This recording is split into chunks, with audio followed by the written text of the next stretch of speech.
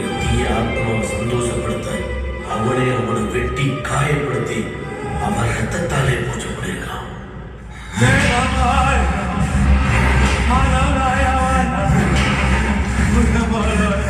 பல தலைமுறையா அவன் குடும்பமே டீமணி இப்படித்தான் வழிபட்டு அவனுக்கு கட்டுப்பட்டு இருந்திருக்காங்க.